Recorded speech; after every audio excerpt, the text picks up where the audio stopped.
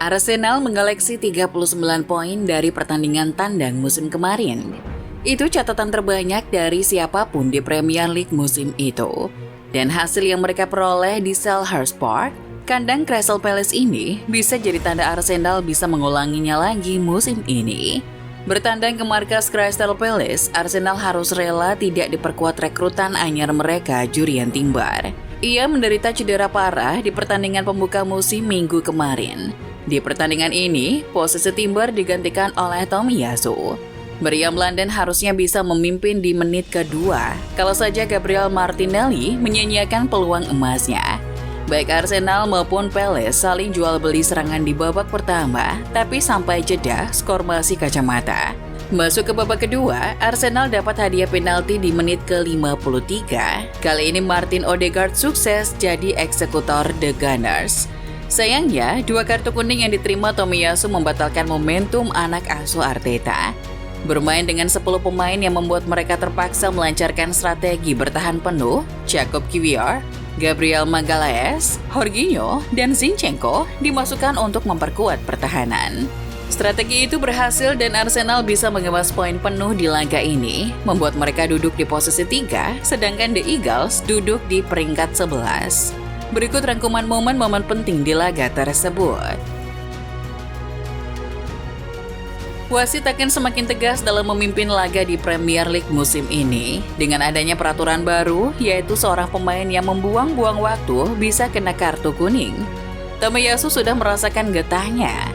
Ia mendapatkan kartu kuning pertama setelah diklaim telah membuang waktu saat melakukan lemparan ke dalam. Menghabiskan waktu 8 detik saat lemparan ke dalam bagi sang wasit sekarang sudah termasuk pelanggaran. Ia kemudian kedapatan menarik baju Jordan Ayew untuk dapat kartu kuning kedua. Kedua pelanggaran tersebut sebenarnya bukan pelanggaran yang terlalu penting. Tapi bagaimanapun, peraturan adalah peraturan. Dan memang sudah hal biasa wasit Liga Inggris jadi lebih tegas di awal-awal musim. Arteta mengaku tidak terlalu ambil pusing dengan kartu merah Tomiyasu. Ia menganggap kalau timnya memang perlu beradaptasi dengan peraturan baru. Tapi setidaknya, ia senang karena Arsenal masih bisa menang.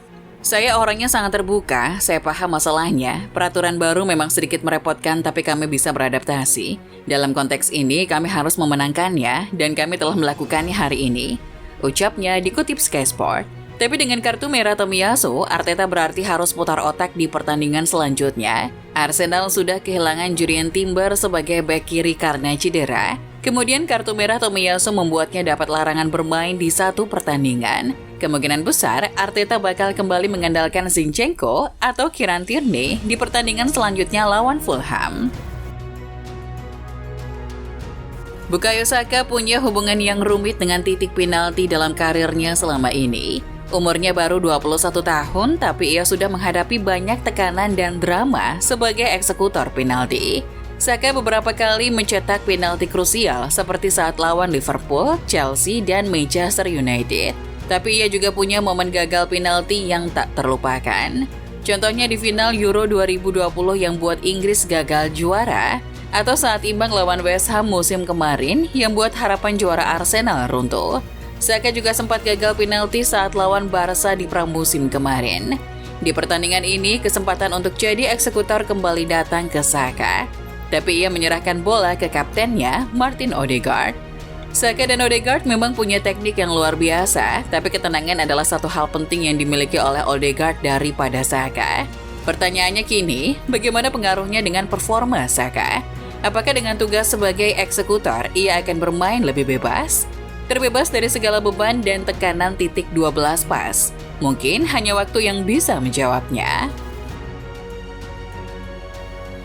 Berita soal transfer para gelandang bertahan yang super mahal membanjiri bursa transfer musim panas ini. Arsenal harus membayar West Ham sebesar 105 juta pounds untuk memboyong Declan Rice. Klub lain juga membeli gelandang bertahan dengan harga selangit. Tapi di pertandingan ini, Rice menunjukkan bahwa ia bukan gelandang biasa. Rice tunjukkan kelas yang berbeda dengan gelandang 100 juta lainnya. Dan pertandingan ini mungkin jadi penampilan terbaik Rice bersama Arsenal sejauh ini. Di awal laga, ia bisa ikut menekan ke depan meski posisinya adalah pivot tunggal. Ia secara kontan melakukan transisi sehingga Arsenal bisa menancapkan pondasi dan dominasi sejak menit-menit awal. Rice bisa menciptakan ruang dan peluang saat Arsenal menyerang.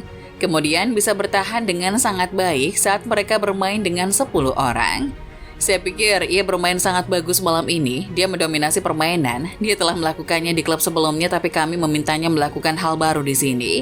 Ia adalah pemain yang fantastis, ucap Arteta soal Rice dikutip dari The Telegraph. Sementara itu, Jamie Carragher menganggap Rice pantas jadi man of the match di pertandingan itu. Legenda Liverpool itu mengaku kagum dengan permainan yang ditunjukkan Rice malam itu. Saya pikir Declan Rice adalah pemain terbaik di lapangan. Itu seperti semua hal terjadi melalui dirinya. Dia bermain di tengah lapangan, mendapatkan bola, mengubah permainan, dan beberapa kali melakukan umpan sejauh 40 hingga 50 meter. Tapi ia juga bisa berlari dan menciptakan peluang untuk rekannya. Sangat luar biasa. Ungkapnya dikutip dari Sky Sports. Berbicara soal pemain penting, ada satu pertanyaan yang muncul dari laga ini. Seberapa penting Arteta membutuhkan Gabriel saat ini? Ia adalah pemain yang tak tergantikan musim kemarin. Juga telah jadi starter reguler sejak kedatangannya di tahun 2020.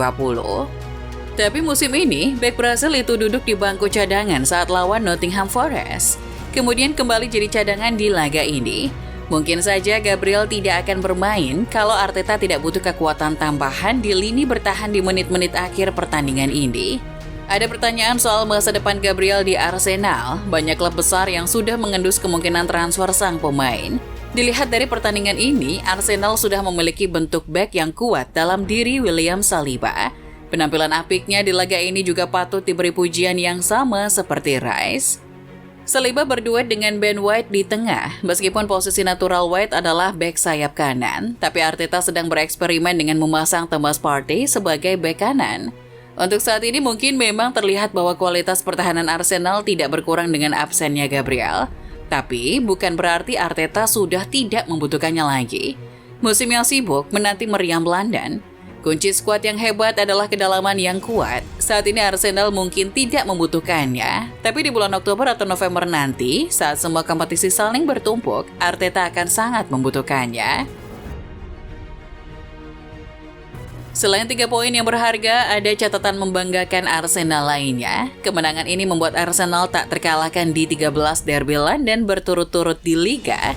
11 diantaranya adalah kemenangan. Ini adalah rekor terpanjang mereka setelah rekor di tahun 2001 sampai 2005. Saat itu Arsenal menjalani 35 pertandingan derby London tanpa kekalahan. Ini juga jadi kemenangan berturut-turut Arsenal di Selhurst Park. Dan catatan lainnya ternyata ini adalah kekalahan kandang pertama Roy Hodgson sejak ia kembali melatih di bulan April kemarin.